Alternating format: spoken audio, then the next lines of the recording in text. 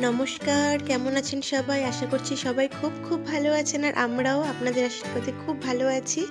এই দিনটি ছিল রাতটা ছিল 28শে ডিসেম্বরের দিন।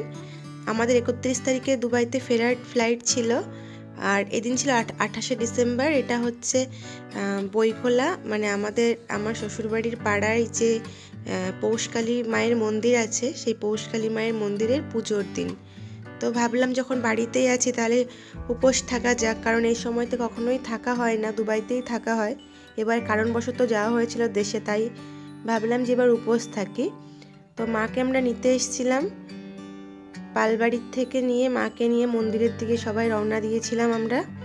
আর এই মন্দিরটা কোথায় বলুন তো? যারা আমাদের এলাকাতে থাকেন, দত্তফুলিয়া থেকে বনগা রোডের, মানে হেলেঞ্চা রোডে, দত্তফুলিয়া থেকে হেলেঞ্চার যে রোড, সেখানে বইকোলা যে বড় হরি মন্দিরটা আছে, হরি মন্দিরের সাথে লাগানোই একদম একটা কালী মন্দির, সেই মন্দিরের পুজো। তো মাকে আনা হয়েছে মন্দিরের সামনে, এখান থেকে মাকে বরণ করে মন্দিরে নিয়ে নেওয়া হবে। তো সবাই একে একে বরণ করে নিচ্ছিল। এখানে বেশি একটু সময় লাগে, কারণ যারা উপোস থাকে মোটামুটি সিংহভাগ লোকই বরণ করে আর কি।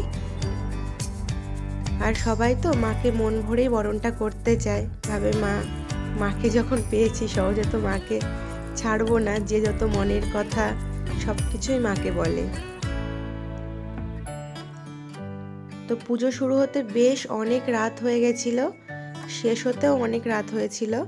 এমনিতে কালী পুজো রাত্রেই হয়। আর এখানে সব বাচ্চা কাচ্চা আনন্দ করছিল, ওদিকে খিচুড়ি প্রসাদের আয়োজন করা হয়েছিল, সবাই কেউ কেউ ওখানে প্রসাদ নিচ্ছিল আর কি।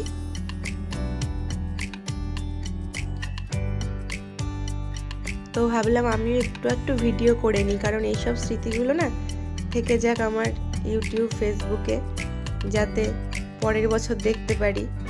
হয়তো বা পরের বছর থাকতে পারবো না এই সময়তে, যাওয়া হয় না এই সময়তে কখনোই।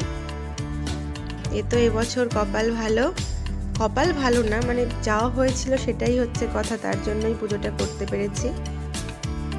তো এর একদিন পরই আমরা দুবাই চলে এসেছিলাম। উপরে কিছু লোকজন বসেছে, আর নিচে অনেক, মানে বাকি সবাই যারা উপোস করেছে সবাই নিচে বসেছে। আর যে ঠাকুরমশাই এখানে এসেছিল পুজো করতে, বনগাঁ থেকে একটা ঠাকুরমশাই আনা হয়েছিল, আর বয়স্ক নয়, একটা ইয়াং ছেলে, এত সুন্দর মন্ত্র উচ্চারণ করছিল যে মনে হচ্ছিল শুনতেই থাকি। মানে ভীষণ ভালো মন্ত্র উচ্চারণ করছিল, একদম শুদ্ধ, মানে এক কথায় খুব সুন্দরভাবে মন্ত্রপাঠ করছিল।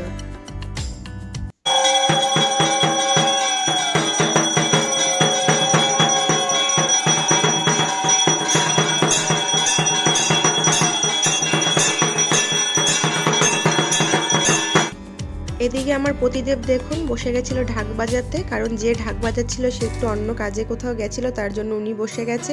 উনি তো আবার জুতো সেলাই থেকে চণ্ডীপাঠ সমস্ত কাজেই পারদর্শী। তো তখন মোটামুটি রাত 2:30 বাজছিল। পুজো শেষ করে আমরা প্রসাদ নিয়ে তারপর বাড়িতে ফিরেছিলাম। সবাই জানাবেন কেমন লাগলো। মা সবার মঙ্গল করুন, সবাই ভালো থাকুন।